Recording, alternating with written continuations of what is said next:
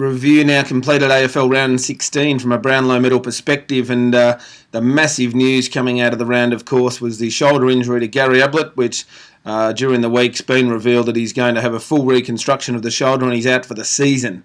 So that would clearly be the biggest Brownlow medal news of 2014. The little master, the Brownlow medal leader, out for the season. So we'll talk about that a little bit more in a minute. Whizzing through the games quickly, and I'll more just point out players of interest, I think, this stage of the season. With some guys, it doesn't really matter if they get votes now, if they can't win their club votes, or be a chance to, run top 5 in the medal. We kicked it off, North Melbourne versus Hawthorn, cracking game, great win by the very inconsistent Roos. Nicky Del Santo, I think he's in the votes here. He was the leading possession getter on the ground. It's hard to tell whether he gets 1, 2 or 3 votes. So certainly chalk Nicky in. I'm leaning more towards the 3. But it is a very tough game with Drew Petrie also very good, and Gunston for Hawthorn amongst a few others. So Nicky Dell, the one to watch there. Richmond Brizzy, I think Trent Cotchin continues into a bit of form here. Probably should get the 3 votes over Tommy Rockcliffe from Brisbane. Rockcliffe got reported, of course, and he is now ineligible to win the medal. I didn't think it was a winning chance at this stage anyway, but he really rattled home last year and polled exceptionally well. So important to note, Tommy Rockcliffe ineligible for the medal.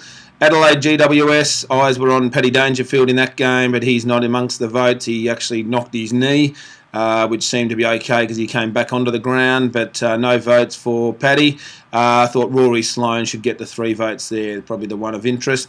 Gold Coast Collingwood, well, that was the massive game with the Gary shoulder injury. Once he went off, all eyes were on Scotty Pendlebury. I think it's a 50-50 whether Pendles gets a vote or not. I think had Collingwood have won the game, he would get one. But the fact that they lost by less than a goal leads me to think he's more likely not to get one than he is. But I wouldn't be surprised if he does get 1 vote in that game.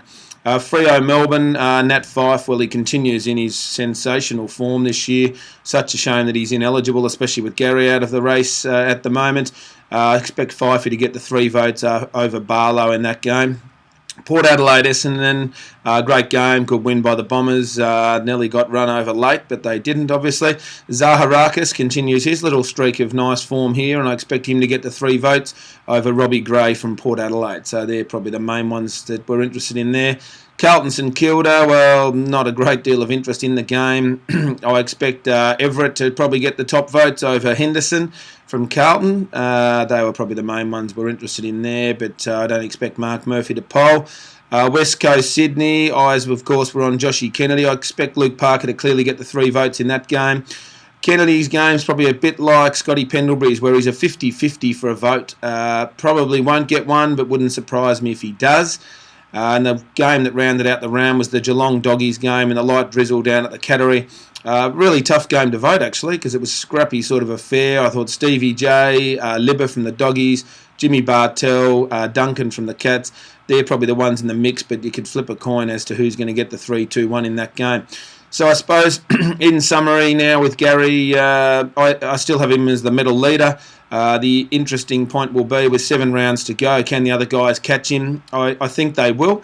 The question will be which one does actually get him. So we've really got to watch the Pendleburys, of course, Joshy Kennedy from Sydney, Boakey from Port, Nicky Dell from the Roos, amongst a few others who I think, a good chance of running him down. So interesting to see how we go. Joel Selwyn and Paddy Dangerfield are the other 2 that, if they were to string a few best on grounds together, would be right in the mix to be a chance to win. So all eyes on those guys in the coming weeks, and of course as we get towards the end of the season, we're really interested in the leading vote getters at each club, which I'll talk more about in coming weeks. Okay, thank you.